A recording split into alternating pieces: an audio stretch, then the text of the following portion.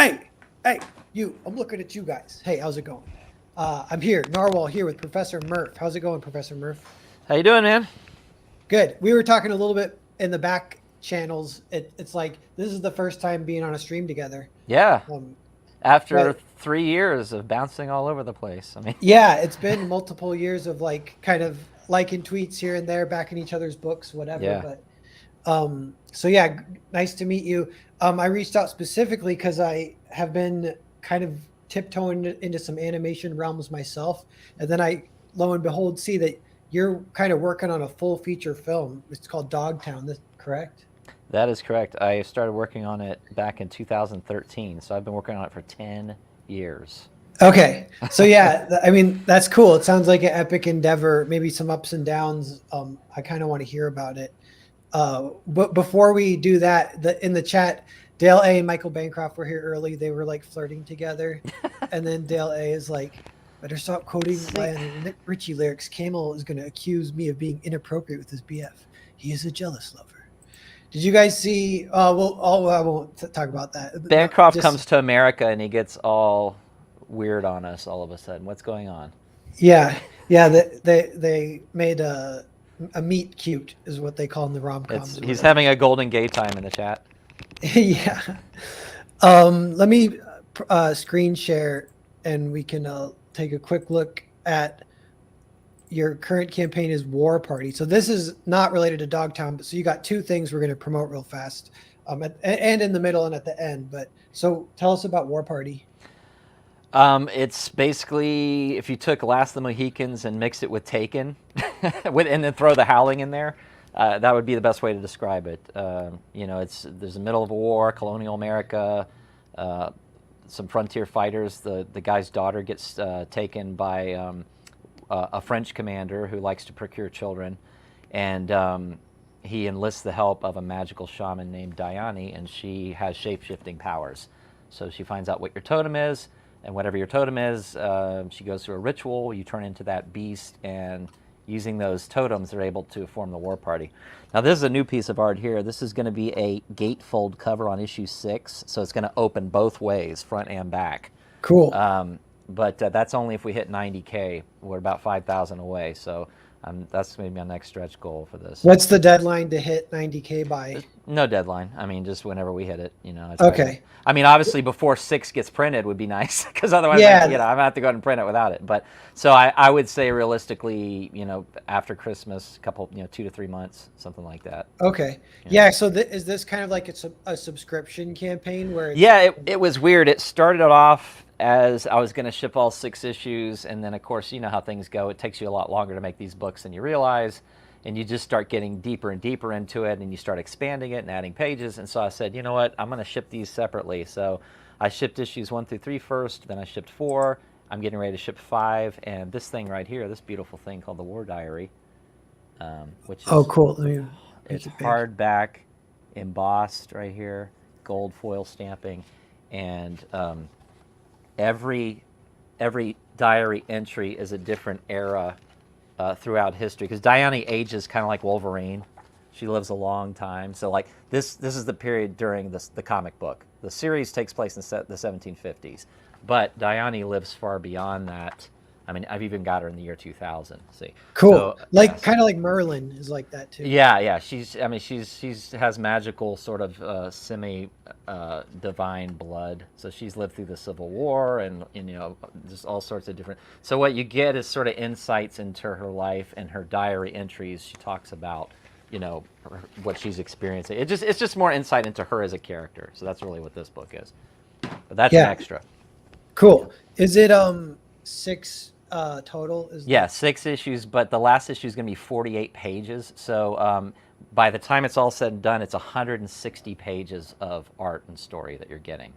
Nice. And are you the artist too? Hey, Jose, how's it going? Jose, what's up, man? Well, talked to you in a long time. Long time. Yeah. See, you're keeping busy. Yep. Oh, War Party looks awesome. Are you already on issues 5? I heard. I'm on issue 6. Actually, 5 is shipping right now. Oh, nice. I'm in the middle of issue 6, which is going to take me a while because obviously it's a 48-page book. So, and I'm only about 10 pages in. So got a little bit of time. So what happened, this campaign just kind of grew into this monster, no pun intended. And my backers have been very supportive about it and patient, but it's because I've honestly been sending them product as I produce it. Yeah, So, that's a good yeah. That's point. awesome, I was yeah. like that. There's no problem with that because I did notice, like, if you look at the date, it's like 2020. I'm like, that's 3 years ago. Yeah. It's like, it's been fulfilled. Mhm. Yeah, but when you factor it's 160 pages plus if you count this, which I did as well, which is another 32 pages, and then the handbook is also 32 pages. So I've done like 8 books, or I'm doing 8 books. Yeah. So it's And a sorry, lot. You know. I cut myself off or cut you off. You do the art. You're the artist and the writer. is Yeah, that- I do everything, and the letterer. I do everything but the colors. The colors are Jay Brown. He used to work for, or he still works for IDW. He worked on G.I. Joe and a bunch of other things. Cool. So Yeah, the art looks color. amazing, and Thanks. the coloring looks great. Yeah, he's I a mean, solid colorist. cool. Are you? Your name's Professor Murph. Do you teach comic stuff in I college? actually am an animation professor at Florida School of the Arts. So we started an animation program. It's one of the few 2-year animation programs in the country, fully accredited.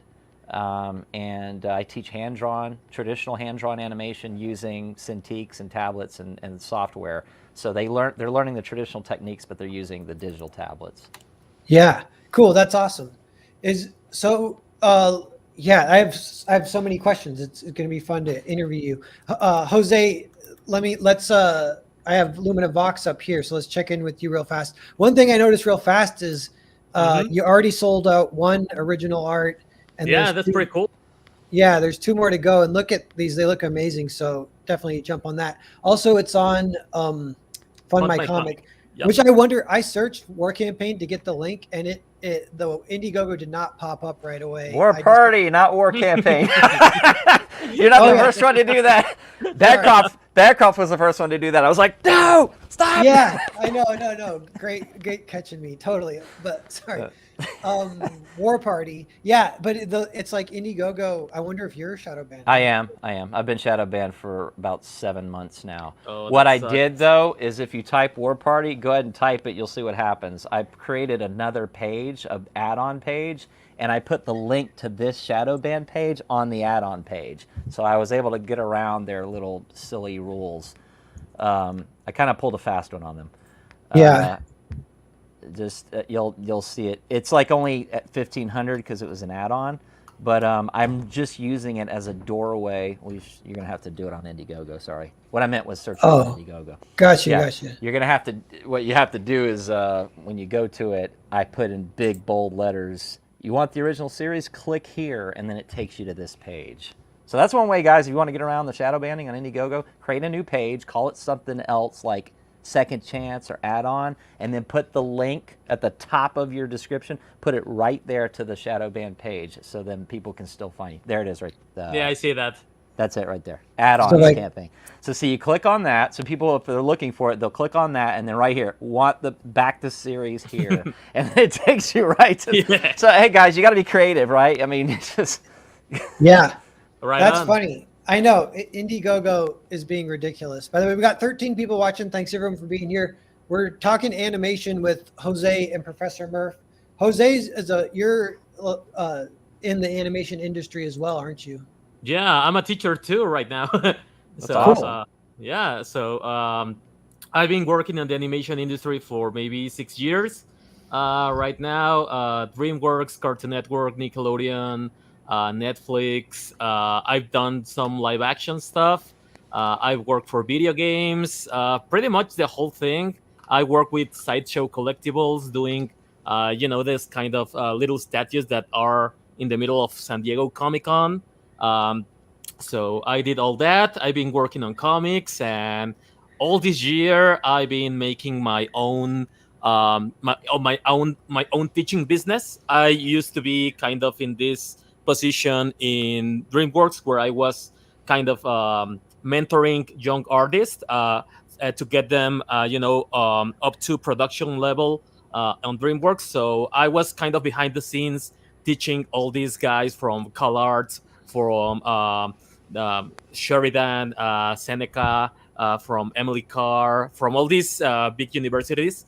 Um, so they sent me the portfolios. I got to choose which people kind of were on the level for the projects, and after that, it was kind of my it was kind of my job to teach them to get them to full production level. So I've been teaching for maybe 4 years on DreamWorks, and then I start my own stuff, and I've been doing all this year, but kind of on my own private lessons, I kind of say. But yeah, we have more than I don't know, more than 300 students right now, but in the past 5 years, we have like at least 3,000 students as of right now. So it's really cool. Yeah, that's Awesome. awesome. And so you're doing your second chance for Lumina Vox because this was like a year ago or so is the campaign, and is 2 years ago. Yeah. Yeah, 2 years. So and it's like almost ready to fulfill. Is this part of the reason? Yeah, we are fulfilling the second chance campaign this Friday. Actually, we are finishing sending the last packages for the OG campaign. I talked to with Michael Bancroft here, so I told him that if I could send the last batch of my OG campaign, which are all the Australian backers, so he can send them from Australia, because it's really expensive sending shipping Yeah. to Australia. It's like it's crazy because it was like $40 like Yep. a couple of months ago, but right now it's like 67 US dollars shipping from Mexico to my Australia. gosh. So yeah, it sucks. Yeah, that's crazy. I know you. That's one of the ways these campaigns can like mess with you because if it takes like a year to fulfill, and then in that year, COVID lockdowns happen and shipping Yeah. flies up. Not just shipping, but printing costs. I mean, Printing printing costs, costs are up 20% or 15-20% what they were 2 years ago. So, Also, the dollar has been falling like hard, real hard here in Mexico. So the dollar used to go a long way here, but right now it's. I'm actually not working with a lot of people from the US because the dollar is at this lower price that it's ever been in like the last 10 years. That it's pretty much it's not worth it, right? As of right now, but it's still cool working with some people. But yeah, it's very low, and that Yeah. messed up with my finances for this campaign. That's kind of fascinating too. That you're kind of part of that international scene where that's something that you take into account. Mm-hmm.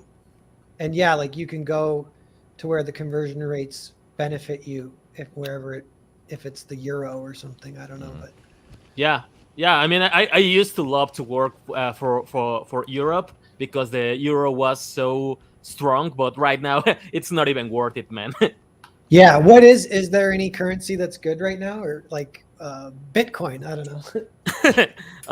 Well, I say that the dollar is kind of like the gold standard, maybe, but it's fallen so low that actually prices from Mexico are catching up. So it used to be a no-brainer getting a job from the US, but right now it's like I can get the same amount for maybe this job that it's kind of not that demanding. So yeah, right now it's kind of like a weird shift. It had never happened before in the last 10 or 20 years. So it's kind of a weird period of adapting to what's happening, right? Yeah, that is crazy. So what you're doing, you're teaching and you're doing some contract work. And then you're doing these comics. And did you say are you doing anything beyond that too? Because you're definitely a busy guy. You like work, yeah, work like 16 hours a day or something. I don't even know how you do that. he's fast too. I'm fast. Yeah. Yeah, I'm fast. I can say I'm good. My comic work always falls way behind my animation work. That's because of deadlines. Like I can make like 6 pages full ink in one day, but I get paid kind of less for that. But when I work in animation, I get paid like for the piece. If I do backgrounds, if I do storyboards, so I always think that whenever I have more money to work on something, I can buy more time and I can get a little bit more of quality. And comics, I'm trying to get them to the quality level of my animation work. But once I hit maybe a 100K campaign, I can go all out. But as of right now, I'm kind of like working with a stopwatch for every page, and I'm doing whatever I'm doing the best I can with the time I have. Cool. How do you structure one of these longer work days where you're inking 6 pages? Like, do you work in complete silence so you can stay focused and Nah, not chug coffee, or what do you do? no, I hate coffee, man. I cannot stand the Well, taste see, of coffee. that's a key. Yeah, because coffee Yeah. could be a negative. Maybe it like gets you good in the morning, but then it wears off, and then you're screwed. So I don't know, but what? Yeah, Yeah. what are your secrets? So pretty much a long time ago, some years ago, I started getting into business, so I can start my own business. So I started reading all those crazy books. So I ended up reading a couple of books about flow, and what the book actually said is that multitasking doesn't exist. So it's not worth to make two tasks at the same time or at the same day. And the guy from what was the name of this book? The subtle art of not giving an F. He says Yeah. like if you have more than 3 priorities in a day, you have none. So I usually go by that. So I have only 3 things I have to do in a day. The first thing is the one thing that there's actually a book called that, The One Thing, and it talks about the one thing that you should do in a day, so your day is worth it, so you don't feel like a failure. The second book I recommend, it's called Eat That Frog from Brian Tracy, and he always tells you about if you do the thing you less want to do in the morning, which is eating a frog. I think it's a quote from Mark Twain. If you do that first in the morning, if you do the thing that will drain you of energy that you're dreading, if you do that first thing in the morning, you will have your whole day completely free. So I always wake up in the morning, eat that frog, and then I do the one thing, which is kind of the most important thing I need to do in the morning. And I never do multitasking.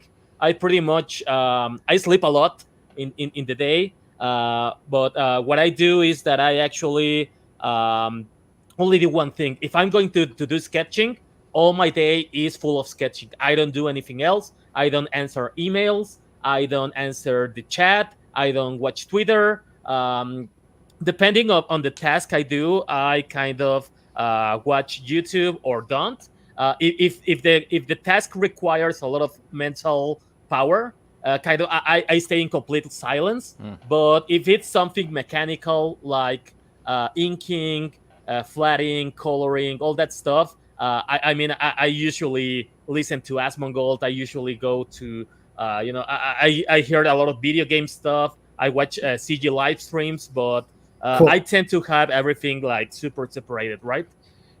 Yeah. One problem that I run into that makes me current and like ruin my whole day is if I get up in the morning and then I try and find a YouTube video to throw on in the work on. background, Yeah, and to it work takes with. me 2 hours to find the video, and I'm like, Oh, YouTube Yeah, that YouTube sucks. will completely suck your time up if you're not careful.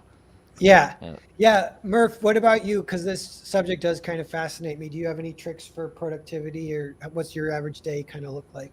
I operate a little bit different. I work on whatever I'm most inspired to work on at the moment. The good thing about having lots of things to do is there's always something in that list of things that you want to do at that moment. Yeah. So like if I'm struggling, if I like start on a page and an hour's gone by and I'm having trouble with the layout, I will stop working on that page and I'll go do something that I know I can jump right into. Or one secret is go to bed not finishing a page. In other words, get halfway through the piece, force yourself to go to sleep, and when you get up in the morning, you can dive right back into it because you stopped yourself before you were ready, and so you don't have to get your engines going in the morning. You know exactly what you need to do to jump right back in. Yeah, you keep the flow. Yeah, yeah. Oh, Um, I like that. That gets sometimes that's like getting your subconscious mind thinking about the page a little bit while you're sleeping and stuff too. Yep. To jump in. But it's funny, us all being animators. I mean, we know what true labor is, and as labor Hmm. intensive as comics are, it doesn't hold a candle to animation. Like Not a lot. no, hand drawn animation, it will break you if you don't love it. Like you have to love it to do it. And I tell my students this. I say you'll know after the first semester if this is for you, Yep. because by the end of the semester, if this is a chore, you're not an animator. I'm sorry. Mhm. It's work, but you should love this because you're going to be sitting in front of this desk for hours and hours and hours drawing the same thing over and over and over again. So yeah, it definitely preps you for comics in some ways. Yeah. Yeah. Yeah, yeah. Animation, sometimes I enjoy the problem solving of trying to find shortcuts like for limited animation and seeing where Mhm. can you like can you do this walk animation in like a paper cutout style and have it not look like paper cutout or whatever. Any tricks like that to save time is kind of fun, but it's just because yeah, like if you're doing full animation, I don't even know how people do that. Speaking of that, though, Dogtown, it looks like it is full animation. So Yeah. can you tell us like what's the origin story of that? And Jose, if you don't mind, I want you to be like my co-host with Mhm. this. We'll interview just Murph a little bit about because this project is pretty fascinating. It's a full feature film animated project. And yeah, so we can kind of just ask him questions together for a little Let's do bit it. here. Yeah, I started working on it 2013, and I did a little crowdfund just to get some money together to get it rolling. It was when I was finishing my animation degree at Academy of Art University in San Francisco, and I raised some money. The script was done, and as we know, what's the first thing you do when the script's done? You go find voices, right? You Mhm. hire your actors. That's the first thing you got to do before pretty much anything else. And I was able to get Jason Begay from Chicago PD. He plays Hank Voight. He's a guy with a real gruff voice. He's like his nice. voice. So, and he was my main heavy, the lead pit bull, one of the pit bulls in the story. And so I got him and flew to LA, recorded him. I mean, I have no money to make the movie. I've got enough money to hire one actor. I fly to LA to record this guy. I mean, this is what you have to do. You just have to jump in Mhm. and start working on it. Yeah. Worry about the money later. So then I came home. Then I did another crowdfund and attracted some investors this time, not just crowdfunders, but actual equity investors that came in.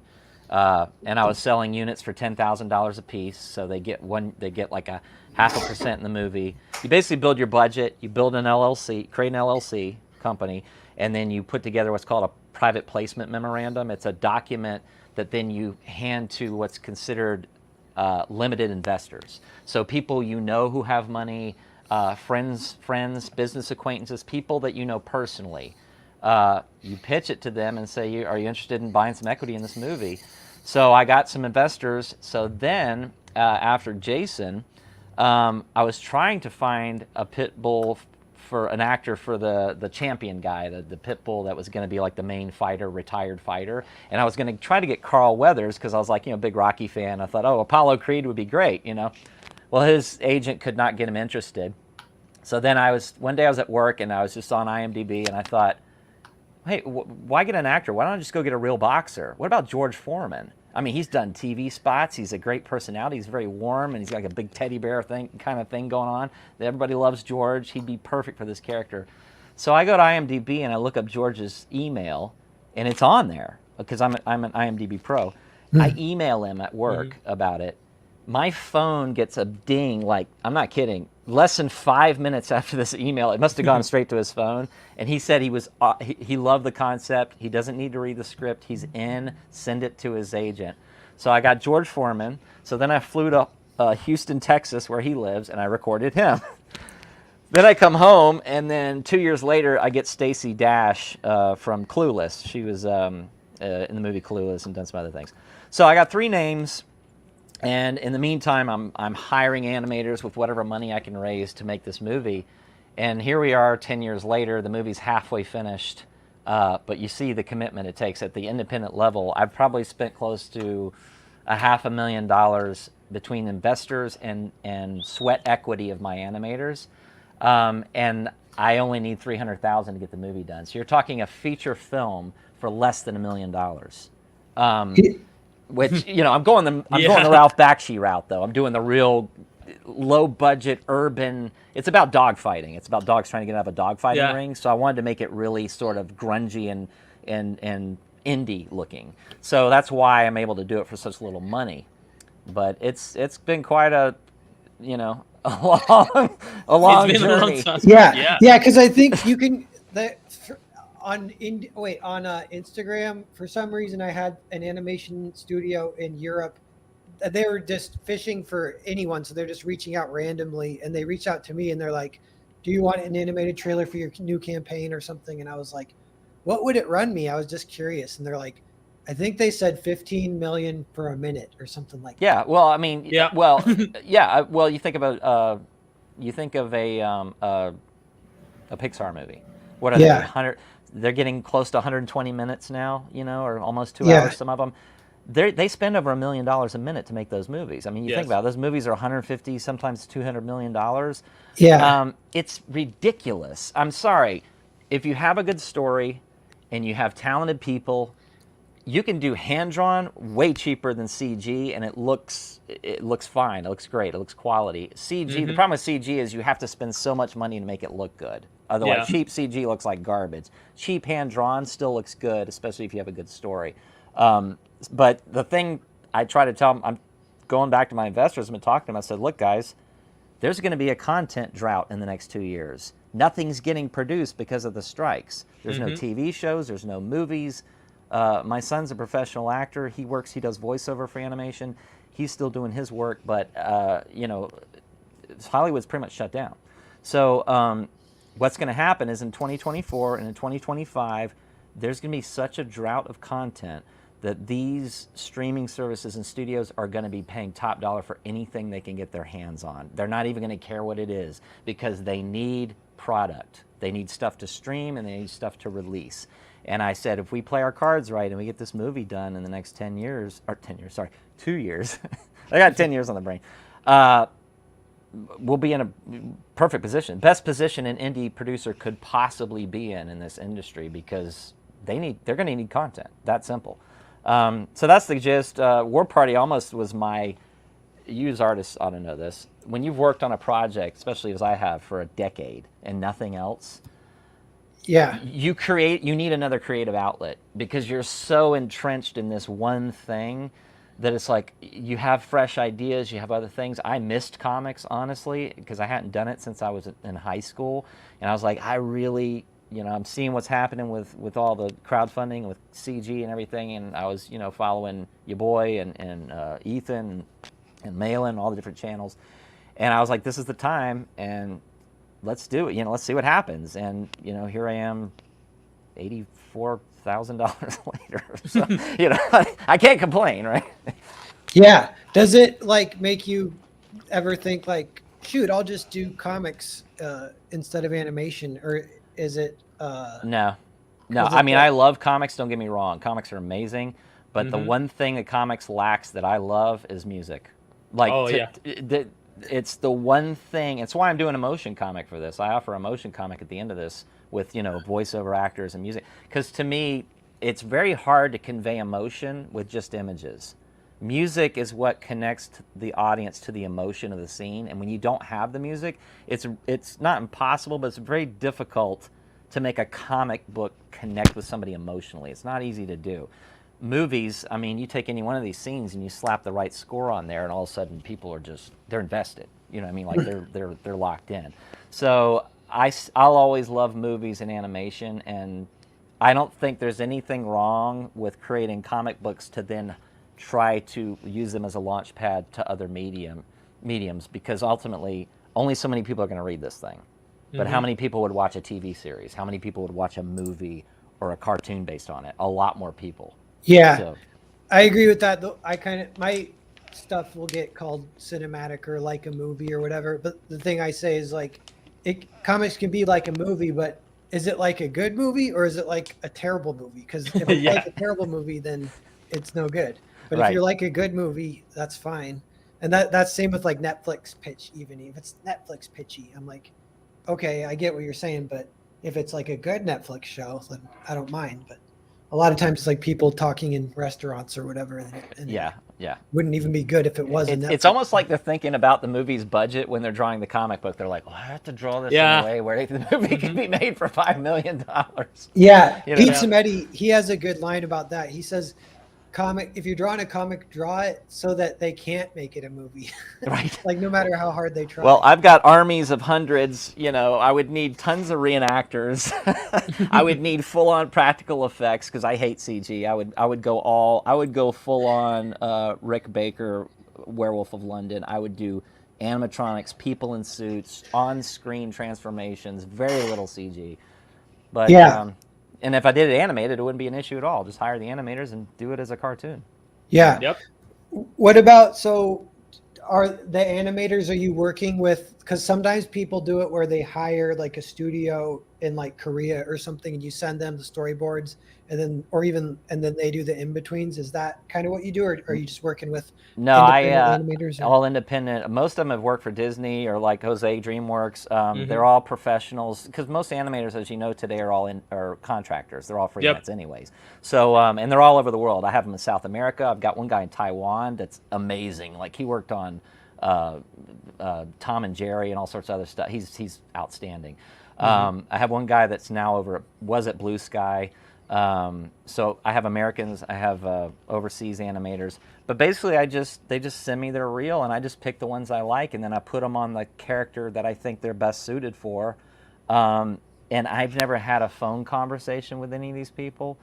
It's all email. So that's what's so great. I mean, I'm directing them via email, shot for shot, because the whole thing's storyboarded. I took a year and a half just to storyboard the Dogtown. A year and a half of my life to storyboard beginning to end. Every shot, every camera angle, everything was storyboarded. So you can literally sit down and watch the movie in storyboard form, and then as the shots are getting finished, I'm plugging them in. I'm replacing the boards, the animation, just like you would do at Disney or whatever. So now when you watch the movie, there'll be a shot that's fully rendered and finished, then there'll be a shot that's penciled, then there'll be a shot that's back to boards, then we're back to pencil, then we're back to render, So, and it just goes on and on. But it's a jigsaw puzzle. You're just trying to put the pieces in. Boom, boom, boom, boom. Are you hiring them scene by scene, or how does that work? I pay them by the foot. Okay. Old school way, So a foot is, if anyone doesn't know what a foot is 16 frames of film. Yep. So for every 16 frames of animation they produce, they get a rate. Now, they all get different rates depending, obviously, on what they negotiate and what their experience is. If they're a really, really high-level animator that's done a lot of stuff and their skill level's way up there, then I try to meet their price. If they're an entry level, I put them on a more simple scene or simple character, and I'm able to negotiate something. And then I have animators working for sweat equity. I've had some animators, and I'm talking professionals, do a minute's worth of animation for no pay and trade it for a unit in the movie. They're a permanent owner in the movie. Now, if the movie doesn't get finished, then they're out, right? I mean, they don't get any money. And if the movie doesn't make any money, obviously there's that risk as well. But they believed in it enough to go, you know what, I'll give you a minute worth of animation. You give me a unit, and we'll call it even. And I'm a permanent owner, and wherever this thing goes. So there are different ways you can negotiate it. But this is why it's taken me a decade, and I'm only halfway done, because I don't have $1 million in my bank account right now to just hire everybody and finish it. Yeah, I know. Because I was thinking about what Jorge Gutierrez did. Jorge Gutierrez was the guy who did the Cartoon Network show for El Tigre, Mucha Lucha, and all that stuff. And maybe 5 years ago, all this time I was trying to search for the page that he was using. But there's some actual pages in the internet right now that are kind of like this. How can I put this? You're searching for talent, but they offer their services for free. So Jorge Gutierrez actually did I want to do a pilot to work on Disney, and a lot of people send their reels, and you can work whatever you want, whatever amount of work you want to kind of donate to this project, but you get to do all this networking. And a lot of my friends started working for free like 15 seconds of animation for free for this project. They already had all the pre-production and stuff. But after those 15 seconds, it was kind of great because Jorge actually grabbed a lot of these guys and he started bringing them into the animation world. So a lot of them are still storyboard artists working on his new projects and his new movies. I got some friends here in Mexico. I have a neighbor who actually is working on his next project, and I've been I kind of work on and off with Jorge from time to time. He's really cool, but he started all of this within this kind of this group effort online, and he has a lot of people pitching in, and he was able with zero money because he didn't have any funds to pretty much have all these guys pitch in and have this final pitch done, and then send it to Disney. And I think it's gonna be a movie sometime soon. But yeah, have you considered doing something like that? Well, the thing is, because I already have a company and investors committed, we kind of have to finish it first. We're so close to being finished. We're only 30 units away. That's $300,000, and the movie will be done. So we're so close to finishing it. Oh, yeah. My goal is to finish it and then turn around and sell it. You Yep. know what I mean? In other words, when it's that low budget, you got to think a movie under $1 million. Yeah, I know. It's a no-brainer, guys. Like, it's gonna make money. I'm sorry, but it's tricky because getting people to invest in animation is not always easy because it doesn't have the glamour of live action. When someone invests in a live action movie, they're like, oh, I get to meet the stars and visit the set and da da da. There's a glamour. There's what's called selling the sizzle with that. But when animation, it's just a little trickier to try to convince people. And of course, there's that stigma of people go, well, it's for children. It's supposed to be for children. How you're doing a movie about dogfighting that's PG-13 that has blood and characters die? That's not. They get confused. They're almost like, I don't understand. Like, what are you doing here? So it's not the easiest sell in the world. And honestly, some people, I've actually had investors go, I would never watch that. I can't see, because it's about dogs fight. Like I just they won't even look at the trailer. I'm like, guys, it's not unwatchable. It's actually very entertaining and inspiring if you can just, get past the dogfighting thing. And now what I use is because Sound of Freedom's doing so well. I'm like, guys, one of the biggest moneymakers right now is about child trafficking, the most uncomfortable, unmarketable subject you could possibly talk about.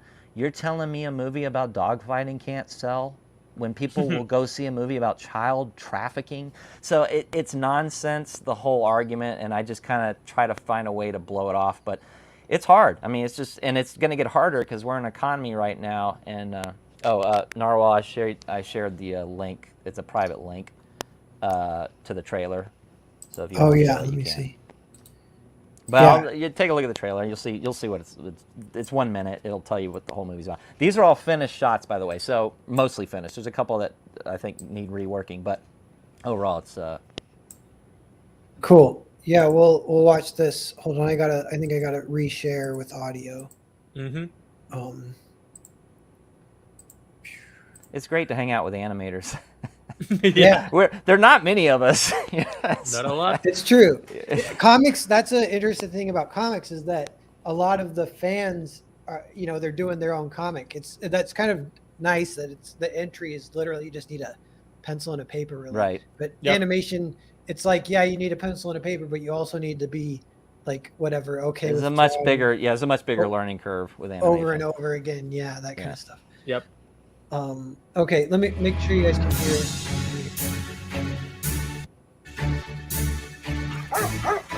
This is all a big mistake. I have a master right here in the city. I'm trying to get home to him. It's my job to teach you how to stay alive. Staying alive means winning. I'll stay in my corner. I'll refuse to come out. You fight. Now place your bets and everybody! Showdown! Throwdown! Money down! Go time! Rusty, I'm telling you, it doesn't have to be like this. There's a better life out there beyond Dogtown. I'm a champion. Do you know what that means, Jumper Max? Is that That Stacey means my Dash? children Yeah. and their children. They'll all be fighters. I'm doing you a favor, you ungrateful cur. You may have the others fooled, but not me. You're right, Jumper. They were never loyal to us. George Foreman. I don't hold back for anybody. Bring it, kid. With each fight, we both sold pieces of our soul. How many pieces do you have left, Boss?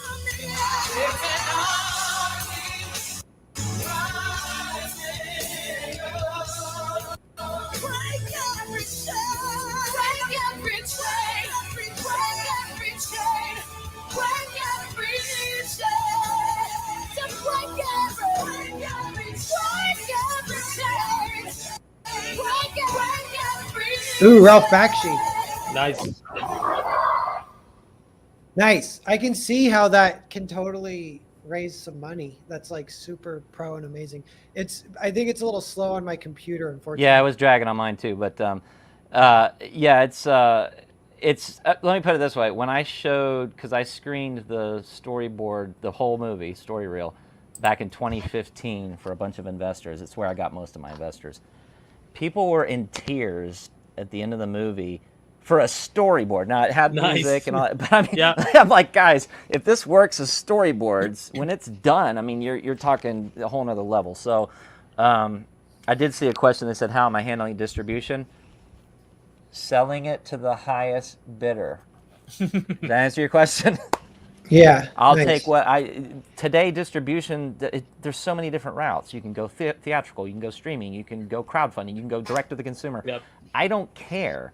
Whatever makes my investors money and reaches the widest audience, that's what I'm going to do. But first, we got to get it done. You gotta Yeah. get it finished. So let me ask you guys this: even if it doesn't apply, I want to pivot and talk about this a little bit. But the idea of crowdfunding animation, and Murph, you said it started with a little crowdfund. And would you ever consider crowdfunding for some of the last 300,000 that you need? Like I after don't. World Party I Fulfills? don't have a big enough audience for that kind of money. That's the Yeah. problem. And I've noticed the reason why you're looking at that number right there, that 84, that's CG, and you Yeah. know this. Mm-hmm. They want comic books. They're not necessarily wanting animation. I mean, some do, but they want comic books. Yeah. So I don't know where I would go to find that audience, to be honest with you right now. My best bet is to keep looking for investors because, it's $10,000 a pop versus, $10 a pop. You know what I mean? So I think I have an easier chance at finding the last 30 investors. And I've had some investors do more than 10,000. Some they'll buy multiple units. But my point is, that's a huge amount of money to crowdfund, but not a huge amount of money to raise from private equity, if that Yep. makes sense. Yeah. Cool. Yeah, because the last big hits of indie animation were pretty much bred for the last 10 years from Tumblr, all that stuff. You have A Hell of a Boss, you have Hotel Has Been, you have the Lackadaisy Cat. One of you my have all the animators, stuff. one of my animators, by the way, Vivian working? Madrano. Yeah, she's worked on it. Not Oh, currently, nice. but she did Yeah. do some scenes a few years ago for me. Awesome. Nice. Yeah. I know her. Yeah, it's pretty Yeah. cool. Yeah. Wait, So, yeah. Wait, so Jose, you're saying Has Been Hotel and stuff. Yeah, what's their business plan? How do they do it? I'm just curious. So they started at Tumblr because I remember seeing their first sketches on Tumblr like 10 years ago, and she started building a following, and then she started posting some GIF about some scenes, some stuff. Then they started like building. I've been following all these projects. I was following Has Been Hotel, the Lackadaisy Cats, there's another one who I love. It's called Long Gun Gulch. Long Gun Gulch. It's really awesome, and it's been all the way since Tumblr. And then after Tumblr fell, they came into Twitter, and they already have kind of this pilot after maybe 5 or 6 years. and then they started kind of. Some of them did crowdfunders. I think Lackadaisy Cats did a crowdfunder. And I think I don't know if you know about this, Morph. If they did for Has-Been Hotel, did they did a crowdfunder, or did they get investors? I can't remember. I think, well, what happened was I think she did a crowdfunder, but then she got the attention of, was it Netflix? Who ended up buying Cartoon that? Network, I think. Cartoon Network. Yeah, they. Yeah. What really made Vivian take off though was she had taken one of Kesha's songs along. Yep. Back, and she did an Yeah, animated that clip was what sold Die the Young, entire show. and it dancing blasted scene. her off, and then ever since then she's been able to sort of ride that wave. And it's like I said, if I had a big enough audience, 300,000 would be nothing. Like I could finance Dogtown tomorrow, but I don't have that kind of audience. Not even after this. With what do I have? 2,000 backers. That's actually it's not actually 2,000 people, as you know, but it's probably less than half that because my backers back multiple times. But my point is, do I have a bigger audience than I did 3 years ago? Absolutely. Yep. But it's nowhere near. I would need, to raise $300,000, I'd probably need 2 million backers, or at least 200,000. So it's. Yeah. Like Fresher Luke tried it. He launched a animation crowdfund, kind of did it, promoted it to CG. Yeah. And it failed. Actually. It failed. It's not the place to go for that. No, and Fresher Look, I love that guy, but everyone on the animation industry hates him. Like everyone I work with, hates him. Like I started hearing stories about him, and then I mean they hate him for stupid reasons, politics and stuff. So. But he has like this really bad reputation. But his work is awesome, and he did this pilot, really great stuff for. Was it Nickelodeon Dungeon Crawlers? Yeah. It was real good. But they have discords just talking shit about that guy. So even in the industry, if you kind of try to help him or try to back him, like there's kind of these whisper networks too, which. Will go, will try to find out who you are and harass you and all that stuff. So, that kind of sucks for Luke because his work is real great. Yeah, I know he's had to work anonymously to kind of stay in the industry, even, and that's like a bummer. But yeah, Murph, what about that? Have you noticed, is animation kind of like the wokeification, like comics? Is that happening in animation too, or is it? I mean, it depends. I mean, with the newer generations, I think. We can get into the whole ESG thing. Everybody knows about that. I mean, it's pretty much across the board. I do think, though, I mean, what's great about all of sort of these flops we're seeing lately is that it's opening the door for independent creators like us, or or people slightly bigger than us, obviously. But my point is, this is an opportunity.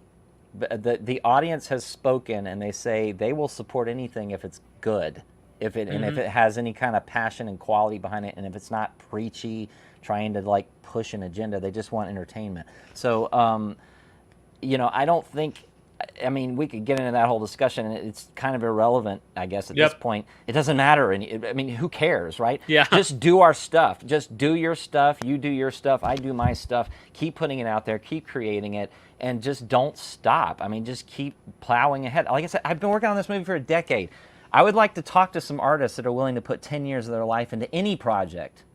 I think that's the key, because all of these projects that have succeeded, they have been running longer than 6 to 10 years. So I think consistency is what's pretty much give them the success that they actually deserve, right? Oh, God. So it's not always like overnight, even in this case. It's never overnight. No, it's never overnight, man. This is my advice, and I tell my students this. This is my advice to artists: be the last man standing. Yep. It's not about talent. Talent's great, whatever. But you know what? The person who has the perseverance will outlast the more talented person who gives up or who quits. There's that scene at the end of Rocky, the first Rocky, when he just wants to go the distance with Apollo Creed. He doesn't care if he wins. He's just, I am going a full 15 rounds. Yep. And at the end of near the end of the movie, he goes down, and even Mickey goes down, down, stay down. In other words, Mickey's saying, I'm giving you permission to stay down. You've proven yourself. No one's going to judge you. Throw in the towel, stay at the mat. And Rocky gets up. And Apollo turns and looks at him, and he just shakes his head like, I can't believe this guy still wants to fight. Like, he is not going down. And then in Rocky 2, his trainer comes to him and says, I saw you beat that man like I've never saw a man get beat, and the man kept coming after you. He says, we don't need that kind of man in our life. Like, and this guy was a bum, you know, like he wasn't even to Apollo's level. But Duke was telling Apollo, this man's perseverance and determination makes him dangerous. He's not the most talented fighter you'll ever fight, but he's the most dangerous fighter you'll ever fight. So, yeah, that's cool. By the way, we got 30 people watching. Thanks everyone for being here. Let's do a quick little commercial break, and then we'll talk a little bit more about some of this animation stuff, and then we'll get out of here. We might go. Are you guys free to go a little bit over an hour, or an hour? I can hang out a little longer, sure. Yeah, I can hang out a little Cool. longer. Yeah, we might go like an hour 10 or something like that. But I still got a few more questions for you guys. But Jose's doing Luminovox Second Chance. It's fulfilling the the original campaign is fulfilling now. All the art's done. The books are done, printed. So this one will fulfill basically right away. Yep. Multiple covers. It's also Starting Friday. Yep. Yeah, Sorry. and it's long. So did you? So it's volume 1 and volume 2, and that limited. Okay, so it's a 2-volume story, about 200 pages total. Yep. Cool. Yeah, Yeah, so, that's awesome. The first 2 volumes, because I have it planned on arcs. So the first arc is pretty much 6 volumes, and this is kind of like a longer story. It has 3 arcs, 6 volumes each, 96 pages each comic. So Wow. Yep. Yeah, that's a little bit what I want to ask you guys about, is some writing centric stuff here. But yeah, it looks awesome. Do you want to pitch it real fast too, Jose? Tell people kind of what it's about and stuff. Okay, so Luminovox is pretty much kind of like this big space opera. The thing is that kind of these Eldritch Gods are kind of getting inside this universe, and there's a big war going on all around, and we have like we follow 3 people. We follow one of the kind of a legendary soldier called Praetor Ragnar.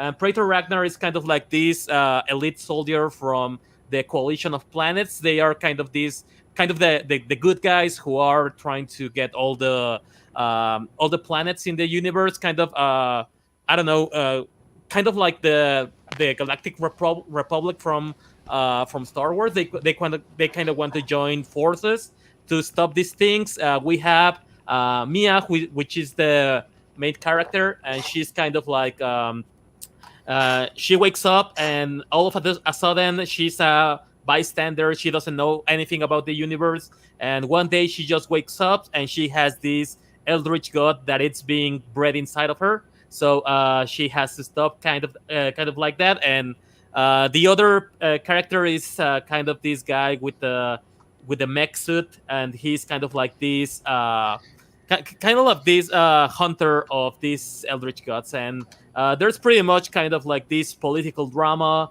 and there's these big fights, and there's these people traveling the universe. Mia, we see the universe through Mia's eyes, and we discover kind of this universal conflict that's going on. And yeah, that's pretty much the beginning of it. Cool. Here's some Eldritch God stuff. This is awesome. Yeah, that's a baby. Oh, nice. That's cool. Cool. So yeah, and the original art at the bottom there, 1 is sold already, and there's 2 more. So I bet those will sell out. Definitely take a Hopefully. look at those, chat, if you are looking at it. If any of these get a bump, any backers while we're on the channel, that's called the Narwhal Nudge, which then got shortened. It got shortened to just the Nudge, and I'm like, I don't like it anymore. I'm like, why did I pick the word nudge? But The thing about Jose's artwork is, you know it when you see it. Like, there's nobody else making comics right now that looks like what you do. Like, when I see your work, I'm like, there's Jose.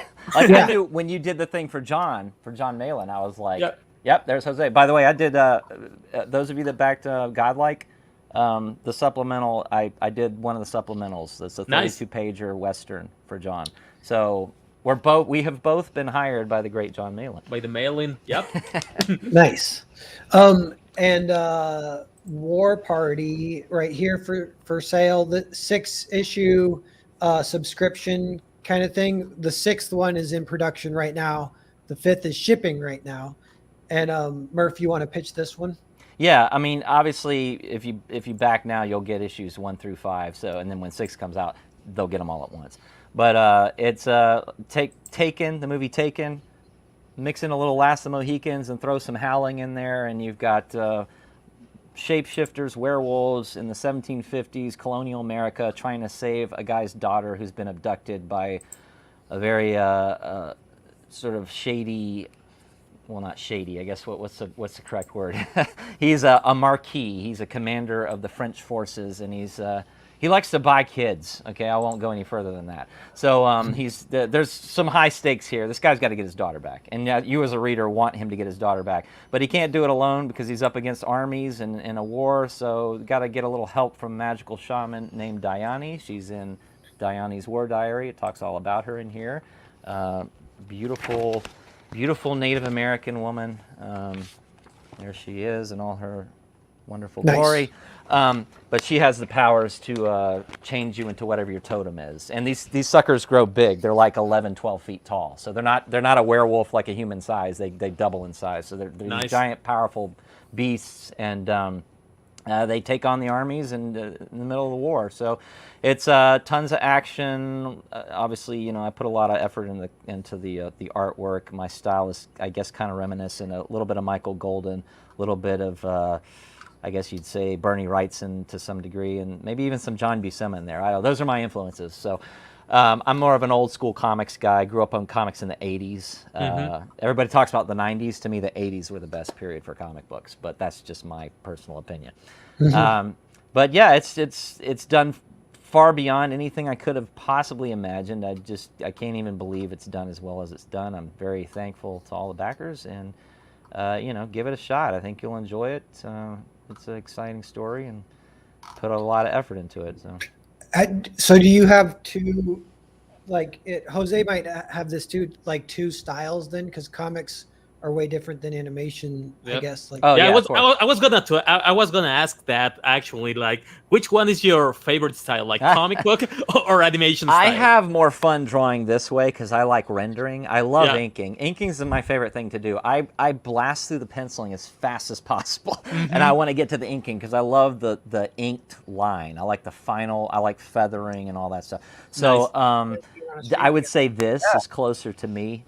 But as you know, in animation, you got everything's about simplification with hand drawing. You got to bring it down to its basic shapes. And because Dogtown was kind of is urban, I kind of styled it after graffiti art. So everything's a lot more it angular looks and like. stuff. Looks But very something cool. like this, I mean, if I were to adapt this for animation, obviously I would have to, do a redesign and simplify everything. But if I could, speaking of animation, real quick, Narwhal, if I could share my screen real quick, I just want to show you guys something. Yeah, definitely. Okay. By the way, SDA says, look at my avatar. SDA, I had to do a lot of clicking because it's so tiny, but I found it. It says Hotel Story. So nice. That's cool. Nice. Is it, it may not let me share it because this is my school computer, and it tends to be it has Unauthorized. Yeah, it's Whoa. Uh-oh. He booted himself. Yeah. He'll be back in. We'll wait. Yeah, they got to him. Yeah. Yeah. But so I was gonna ask him and you, Jose, a little bit about some writing stuff. So what's your writing process, especially for writing something so epic? That is it all written already or planned out, or It's planned out. I pretty much use the same stuff I learned in animation. We go from the macro. Oh, there it is. What up? Yeah, Professor Murph. We're talking a little bit about writing. What's your status though, Murph? Are you? able to screen yeah. Hold share? on, I'm gonna give you the link. Hold on. Cool. Okay. While you do that, Jose, go ahead and tell us keep going. Keep going. Yeah. So the way I write for animation is the way I was taught in DreamWorks. I was on the story department. I was kind of like going from doing props to visual development, to storyboard, to writing, to animation, to assistant, and all that stuff. And the thing is that, like, everyone in animation needs to read like this book, like Save the Cat and Story from Robert McKee, right? Like those are kind of like the basics, like everyone has to read whenever you're working on animation. So we use kind of like the kind of like the method, the stuff from Robert McKee and Save the Cat, in which you do kind of like from the bigger picture to the particular picture, from general to particular. So the way I do this, my writing is the same as whenever you pitch something for an executive, right? So you do your first 12 beat boards, the biggest scenes that are in your story, your bigger story bits, and then from story bit to story bit, you do another 6 story bits connecting them, and you're going from the macro to the micro. So I pretty much do that. So I get everything resolved in one page, 12 drawings, and then I'm going from beatboard 1 to beatboard 2. I draw another 10 beatboards. I connect the story, and that's it. So is your writing process is storyboarding a little bit? Yep, pretty much. Yep. Okay, cool. So do you have like these other documents? You should consider publishing those as like a making of edition with Lumina Vox or whatever. Yeah, I'm actually trying. I'm going to try do another story next year, and from September to December this year, I'm gonna do kind of like an animation Bible, but for my comics. So I'm gonna lay down all the all the everything I ever wanted to do with a comic, because whenever you work with animation, you have these Bibles, you have these rules for design, you have these rules for composition, you have these rules for kind of everything, for pacing and all that stuff. And I want to do kind of the correct process, but on comics, right? So I will get this kind of Bibles, this making of the comic, whether I want it or not. But it's gonna be real cool, because you can see how I get the references, how I handle all these kind of compositions, how much dialogue I can have in one panel and stuff. So I put all these rules, and then I just follow the stuff, because I'm a big believer in the 80-20 rule. The 20% of your effort gives you the 80% of your results, and I think that all of that is pre-production. Oh, totally. Oh, so cool. Just like being ready and due diligence and stuff like that. Yeah, Character designs, concept character designs, art, doing all the beat boards. Well, it's funny because animation is the only medium, you know what kind of movie you have. There's no excuse for a bad animated movie, because if you storyboard it first, which you're supposed to, you can watch the storyboard and you know exactly what you have. So if the storyboard doesn't work, you should not be going forward. Exactly. Yeah. Yeah, and comics are kind of like, it's kind of like you don't even have prep time. Like, you have to make all these things on the fly. So that's why a lot of art seems kind of like very generic, because you only kind of work with the things that are already in your head, because you haven't prepped for it. So a lot of artists like draw the same buildings over and over again, the same trees over and over again, because they haven't had all this prep time to to make different props for different locations. So everything always seems the same, right? Cool. Yeah, that's a good point. Downgoat Solo says, have you animated anything for Lumina Vox? Why don't you answer that? I did the first, my first campaign had an animated trailer, but it wasn't really a lot of animation there. It was just a lot of 2D effects. I think I remember that. That was cool, though. What program do both of you guys use if you're doing animation for 2D? You can go first, Jose. I do Photoshop. Yep. Nice. I animate everything in Photoshop. Cool. That's interesting. I didn't even know how Photoshop does that. I think there's ways. Yeah, there's like export layers. There's a plugin. Yeah, they added in animation. There's also Adobe Animate, but it's kind of like Flash, which I hated Flash. I use a software called TV Paint, TV Paint It's- is awesome. Yeah, it's the only raster-based, other than Photoshop, but it's really the only raster-based software less, because all the studios have gone to Harmony, which is vector-based. Yeah, but if Harmony. you want to do more traditional, the close you can get to traditional pencil and paper animation, TV Paint is by far, in my opinion, the best. Like, Yeah, it it's the is best. outstanding. Yeah, I've heard about that one. That one Yeah. sounds cool. It's great. What, Yeah. So The one thing is that they send you kind of like an authorization key on an USB, and if you lose that USB, you're screwed. Well, now they don't give you the USB anymore. They just give you the key and then Oh, an cool, unlock yeah. code. But it's because they're in France, it's a nightmare to deal Yeah, it's a with. nightmare. 'Cause you're Yeah, just man. back and Yeah. forth. And, Because Yeah. my wife used to have all her license and stuff, and whenever she moved into my house, like she lost that USB, Oh, and she no. was never able to get back into the program. So yeah. You got to yeah. buy the software again. yeah, basically. It's the price. They'll send I you bought another her. one. Yeah, Yeah, they'll send you another one. You just got to buy it again. yeah. So what is this? Okay, so this is a documentary that was crowdfunded, not by me, but by a producer up in Canada named Felicity Moreland. She went all over the world animating hand-drawn traditional animators. You got Tom Moore in here, James Baxter. I'm in this documentary nice. as well. Vivian Madrano, but she came to my house when she was Bill Plimpton. She came to Oh, my Bill Plimpton, house nice. when she was going down to South Florida to interview Aaron Blaise, who directed Brother Bear for Disney. Love He's got a great Yeah. YouTube channel, by the Yeah, way. he does. and great tutorials. But she wanted to interview me as for, about Dogtown as an indie guy. But she's got people in here, as you can see, Floyd Norman. I mean, Yeah. he's like almost one of the 9 old men. He was trained by the 9 old Yeah. men at Disney. Cool. The only people she wasn't able to get were Don Bluth.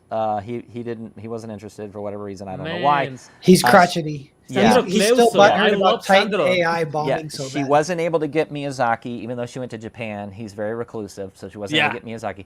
Ralph Bakshi turned her down, which I was very surprised by that. I was like, why wouldn't Ralph? Ralph's pretty cool about doing interviews. he's So pretty I cool, don't yeah. know why she couldn't get Ralph. I even tried to contact Ralph to get him to do it, but he just You never- got a quote from him. Have you met him? Yeah, or yeah. was- No, he saw one of my the trailer online and like put it in the chat. He was like, "This is outstanding." I said, "Can I quote you, Ralph?" He's like, "Absolutely."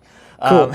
And, Dai Suzume, man, you have big names: Sandro Cleuso, Dai Suzume. yeah. So, man. and she wasn't unfortunately able to get Richard Williams before he died. I was like, "Oh man, Richard Williams, the legend." But The Samantha legend. Youssef's on there. I mean, it's heavy hitters. Aaron Blaise, of course. Tonico Pantoja. Yeah. Yours truly. There's you.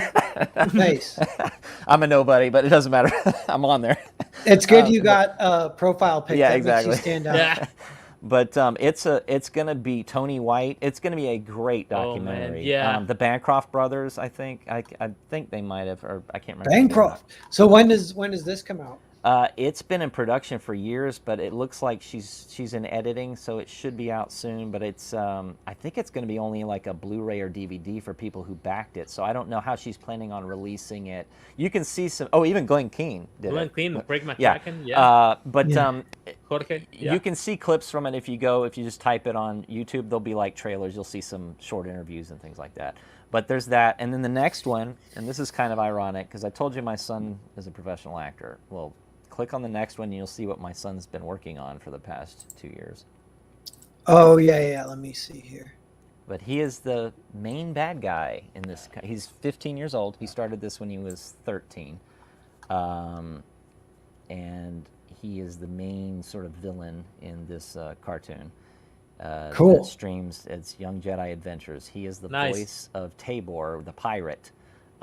So yeah, he's been working with Disney and Lucasfilm since 2012. Yeah, or sorry, 2012, 2022. Yeah, so my son's working animation, which is, like I said, kind of ironic because he's done stage. I mean, he was on tour with the Bronx Tale. He was Young C on tour. He sings, he does stage and theater and stuff. But he got picked to play Tabor. And Tabor, if you scroll down, it's funny because we were in Hot Topic the other day. And they had a T-shirt with his character, and I was like, Trey, you're on a T-shirt. Trey, you're an action figure now. Trey, you're a Star Wars villain. You're right up there with James Earl Jones and Adam Driver. Nice.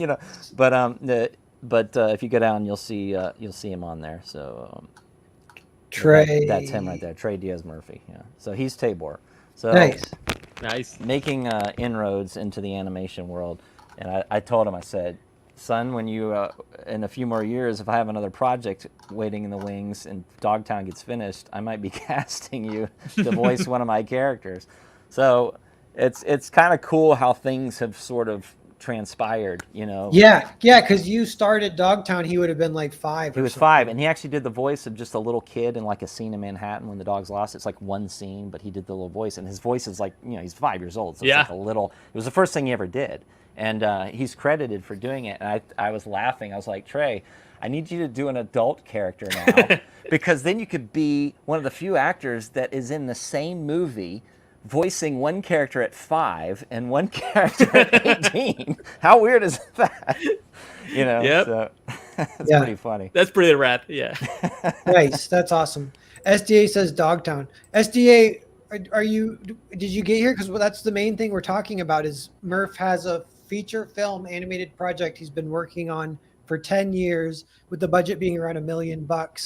And it's called Dogtown. And it's like, I don't know, a little over halfway done. So, and it might be done in the next 2 years or so, or it probably will be. So that's, it's cool, fascinating project that we got going there. Murph, let me ask you before we go one more question, just because I asked Jose too, but what was your writing process for writing for animation? Do you consider the medium at all, or you just kind of write the story and the inspiration and that kind of stuff? For animation or just writing in general? And for Dogtown specifically, I guess. Yeah. But my favorite animated film of all time is Watership Down. If you've never seen it, watch it. It's about a bunch of rabbits trying to survive, and it's I know what it is. Super bloody and super violent. And I saw it when I was like 7 years old on TV, and I was like, this is the coolest, you know, because you know when you're a kid, you're used to seeing like all this sanitized crap, and then you see a cartoon and there's like rabbits getting killed and like they're fighting and there's like drama and you're like, this is what animation can be. So ever since then, that movie, you know, just like resonated with me on a very deep level. I like survival stories. I like stories about people or characters in a bad situation and they've got to fight their way out. And dog fighting after the whole Michael Vick thing, it was big in the news back in like 2010, 2011, 2012. And I was like, how cool would it be to do like a modern day Watership Down for today's generation, but make it about pit bulls trying to get out of an illegal dogfighting ring. And it's like the most well-funded ring in the world. It's like the Super Bowl dogfighting. People are dropping $1 million on fights, you know, and it's well-funded. It's underground. It's they've got the cops paid off, the local city councils, everybody's in on it and making money off of it. And this dog gets dog-napped and taken there, and he doesn't know what the heck he's doing. He can't fight. He doesn't know anything. And he has to fight or die. So my writing process starts with a concept or an idea that sparks a fire in me, and then I just start fleshing out, okay, who are the characters? Okay, you know, like who's the comic relief? Who's the heavy? Who's the bad guy? Who's the good guy? And then what is the story? And then do an outline, you know, like most writers do. You do an outline, you sort of break it to chunks, and then you go in, and the last thing I do is dialogue. And me being an actor, I've been acting on stage since I was a kid, just like my son. Because I'm an actor, I can write dialogue that sounds like what an actor would want to say. So I will say the lines, because this is one thing a lot of writers have a problem with. They can't write dialogue. You know, they don't understand how people talk or how you're supposed to talk. And being an actor has definitely helped me with my dialogue to make it feel more conversational. And you can tell when different characters are speaking because they don't speak the same way. This character says things differently. The characterization, Yes, yeah. And it's very important. And it's super important in comics because you can't fall back on the actor. You can't. The actor can differentiate for the audience; they know who's talking. But in the comic book, you're just reading it. So you really got to make that voice come through when you're writing comics. So it all just starts with a spark and an inspiration idea, and then I just go from there. There's actually a kind of like this exercise we do in animation. Whenever we get to write any characters, we have to put kind of like these most used words in the English language for each character and how they would use them differently, right? Mm. How could they use Yeah. like that. other words instead of that? And you always write them with those rules, right? They never say like you have one character that says, "Can you please?" and there's other guy who never says please. We had this exercise with that was like, how could your character ask for someone to pass the salt, and you will have to knowing your character, how will they ask for the salt? And it's like, can you please give me the salt? And the other is, pass that, will ya? And you have all those rules, and you always have them present. So it's Oh yeah, pretty cool. totally. Let me show you a book real quick before you go, especially you, Narwhal, being a writer. Exclusively, well, you're an artist too, what I'm saying. But my point is, awesome artist, by the way. I love your work. Let me show you this book real quick and see if this is something you've ever used. Cool. Yeah. We're just doing a little bit of craft chat about some writing type stuff. Those tricks of the trade sound really fascinating, Jose. I might try and steal that. I like that a lot. I noticed that I read the novelization of Once Upon a Time in Hollywood that Quentin Tarantino Oh yeah, wrote. that's great. Yeah. It was the dialogue is so awesome. But so what's this? This is the Enneagram. This book basically puts people in different categories of what you are. So what you'll do is you'll take a test, it'll tell you kind of what you are, and then you'll read about like your traits and things like that. I used this when I was writing War Party, and I picked a different Enneagram for each character. Cool. So then when I was Archetypes, yeah. writing them, I was like, okay, how would he react in this situation? Well, he wouldn't react this way because he's this. And what it does, it gives you a framework around the character, and you don't have to be a slave to it. It's just it's a guideline. Guidelines, yeah. Like if someone is very impetuous and they act before thinking, then whenever I write that character, he's going to be charging in first and suffer consequences before and then he's going to reflect and go, yeah, I should have, maybe I should have. Yeah. And then the other guy's like all about planning, and we got to make sure everything's just right before. And this is, I'm telling you, anybody who writes should read this book and use this to create their characters, because it creates really multifaceted characters that you may not even use everything you get from it, but you can pick and choose what works in whatever story situation you're writing, and it keeps them from feeling like the same. We're tempted to write everybody like ourselves, right? So it's like, what would I do in this situation? Well, then you got 10 characters doing what you would do, and that's not what you want. You want them doing what they would do, not what you would do. So I don't know. That's check it out. It's definitely worth investing in if you've never read it. No, I've heard about that concept of the anagrams and looked into it just a little bit. It definitely sounds useful. Yeah, it's pretty cool. Cool. Yeah, there's that. Sometimes people use what is it called? What are they? It's like the fool, the thief. The archetypes, yeah. Yeah, the archetypes. That helps too. Yeah. Yeah. I mean, the cliches are there for a reason. If they're used properly, it's not a bad thing. It's a jumping off point. It's like they say, who's the comic relief? Almost every story's got to have somebody to lighten the mood, especially if it's a drama or something heavy. You've got to have somebody in there that just harpoons the seriousness for 5 minutes. Otherwise, the thing just gets weighed down by all that seriousness, and the audience just can't come up for air. They're like, I'm exhausted. I need some brevity. Or is it levity? What's the word? Both. Yeah. So it definitely helps. There's stuff that when I was young, I remember thinking watching you go to rent the VHS and it has pictures of giant robots on the cover, and then you rent it and there was only giant robots fighting for one scene. Oh and yeah. I just want to see a movie with giant robots fighting the whole time. But then now as an adult, I'm like, if you do that, that's what you think you want, but that would actually be boring because a prime example is the shirt I'm wearing right now, Les Miserables. It's one of the most heavy, depressing shows. Great show, but it's very, very heavy. Yeah. What is the part of the show everybody loves? Master of the House. When they're when Thénardier and his wife are all laughing and it's comedic, it's funny, and you can feel all that tension in the audience go and release during that scene. Yeah, that's cool. That's kind of like a pacing thing too. I do like that when that comes up.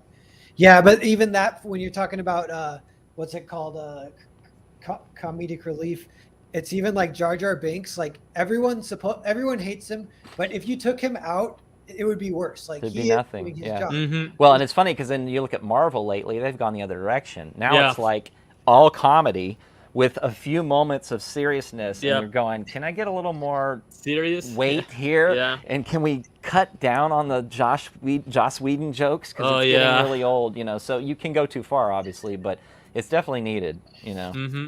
Totally. Yeah. And it is, I think sometimes it's like with Marvel, it's like in the same scene, the same beats, even if they have comedy and tragedy and they don't work together. Whereas like it's kind of nice if it's not in the same scene or like a light scene to break from the tragedy. And then Right. if it's a tragic scene, you stick with the tragedy. But mixing and matching within the same scene is like kind of a little bit. Yeah, like I love dangerous. the dude in Mhm. Braveheart, the Irish dude. I don't remember the movie Braveheart when they're in battle, and he'll say something completely inappropriate and funny, and they're getting ready to die. Like some of these guys are going to die soon. Like Yeah. there's a battle about to happen. This is serious, deadly serious stuff, and he says it, and the whole theater would laugh.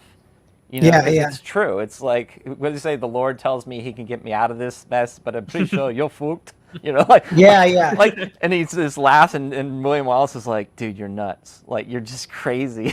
Yeah. Yeah. That's cool. Yeah, the audience they want that, like, and so it's like a tension release almost if you build it up. If you don't do that, you're kind of not taking advantage of that emotion that you could get. Well, people are afraid of comedy too, because if it falls, it falls hard. Like, Yeah, if it it's falls not hard. funny, it's embarrassing. Like, ooh, that didn't work. You know. Yeah. So people sometimes just want to stay away from it because, you know, they're just afraid. Yeah. For Earthbound, I have kind of a comedic relief character named Blogart, and I even drew him funny. Like everyone is a little more realistic, and then he's like drawn like a puppet, and he ended up being everyone's favorite character. So Of and that, I course, did not yeah. plan that or Nice. really see that coming. But yeah. Cool. Well, so we'll kind of wrap it up here. It's been a great stream talking animation with you guys, though. It's like very fascinating. Yeah, guys. And Yeah. and your project is all these projects are great, but even Dogtown, I'm very like interested and curious and wish it well, Murph. So Thanks. we're all Appreciate it. want to Yeah. get I might be calling you, Jose, and you, Narwhal. If the money comes in, be like, need some more animators. You guys interested? yeah Pay you by the no. foot. Sure. Yeah. Yeah, so chat, just know 23 people watching Lumina Vox Second Chance. It fulfills right away. 2 volumes, pretty epic story. Getting started here, 200 pages, jumping in.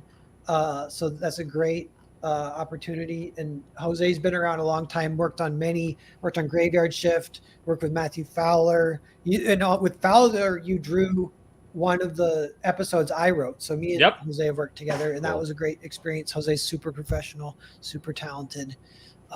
Really made what I wrote better. So I was very excited about that. And then War Party, which is 5 issues have been, it's like a subscription thing. 5 issues have been fulfilled. The 6th is in production now. So you can back it now and you'll get 5 issues in the mail right away too. So this is a great one to back right away. You can see over 2,000 people have backed. I mean, because it looks obviously amazing. Murph says it's like Bernie Wrightson, which I definitely can see that. And Mhm. it's just like a little more modern coloring, but the inking and rendering is kind of like Bernie Wrightson style. And the modern coloring looks great too. It's got Yeah. the hot Indian priestess too. The doll was awesome. I really loved the doll when I saw it. I was Oh, like, thanks. oh man, I I have a- really want this. I have a werewolf now. Oh, nice. He's I wasn't aware of he's almost finished, Oh man, that's and cool. he's fully articulated. Whoa, Yeah, Yeah. that's that. And beautiful. that's he's awesome. And he's anatomically correct. Yeah, He's got wolf dong, but no, it turned out really cool. Real hair, the hair, I've glued the hair on him, sculpted and painted the head. It's got to do his hands next. That's crazy, But man. it's 28 points of articulation. cool. Pretty cool. Yeah, that's awesome. Cool. So with that, we'll kind of let you guys go. I'm going to end the stream. Guys, hang out just for a second, and we'll say hi behind the scenes too. But Yep. I'm going to click it,